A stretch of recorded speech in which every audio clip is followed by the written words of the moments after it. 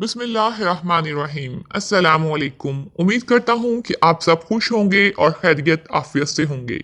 नाज़रीन, क्योंकि हम सब मुसलमान हैं तो नमाज के रूहानी फ़वाइद और आखिरत में कामयाबी के लिए नमाज की अफजल इबादत होने के बारे में तो हम सब काफ़ी कुछ जानते हैं। लेकिन इस वीडियो में हम जदीद मेडिकल साइंस के मुताबिक नमाज के अरकान का जायज़ा लेंगे। नाज़रीन, नमाज पढ़ना हमारे दिल, दिमाग और मुख्तलिफ अज़ा की सेहत के लिए निहायत मुफीद है। कैसे, आइए जानते हैं।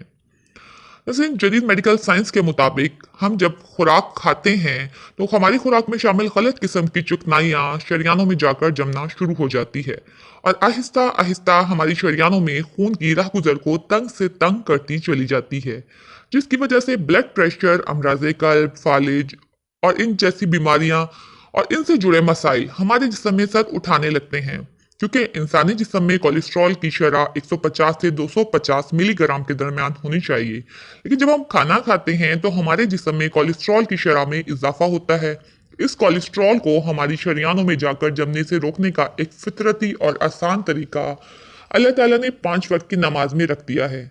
और पांचों नमाजों के औकात कार इंसानी जिस्म की दिन भर की रूटीन से फितरती तौर पर जुड़े हुए हैं।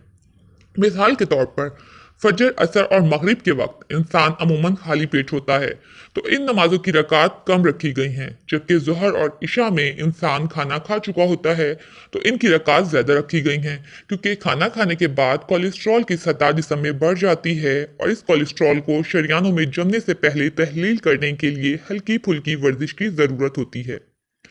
इसी तरह नमाज के मुख्तलिफ अरकान अदा करने से इंसान को बेशुमार फ़वाइद हासिल होते हैं और इनका तस्करा भी इंतहाई दिलचस्प है।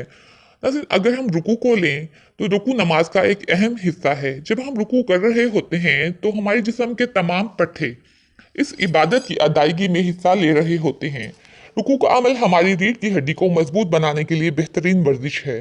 जब हम दिन में 5 वक्त की नमाजों के दौरान मुख्तलिफ रकात में रुकू करते हैं तो हमारे जिस्म के तमाम पट्टों हमारी कमर की बेहतरीन वर्जिश हो जाती है, जो हमारी रीढ़ की हड्डी को मजबूत बनाती है और हमें कमर के दर्द और अमराज से दूर रखने में मावून होती है।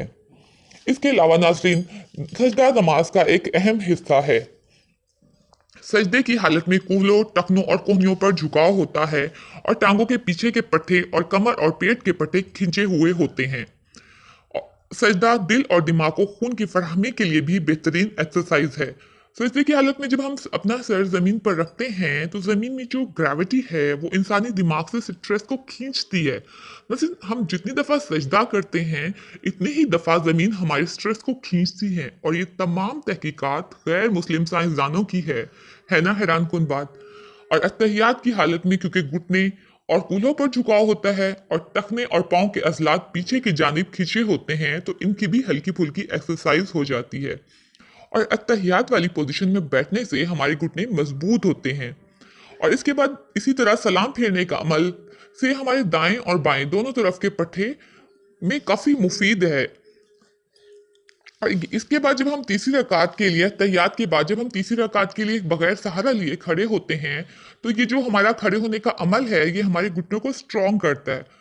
और नमाज के रूहानी और जिस्मानी फ़वाइद तो बेशुमार हैं, जिसका पूरा अहाता इस वीडियो में मुमकिन ही नहीं।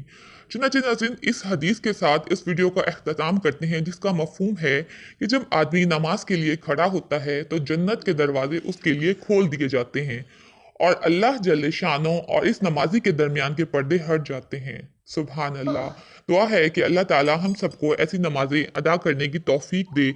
आमीन सुम आमीन।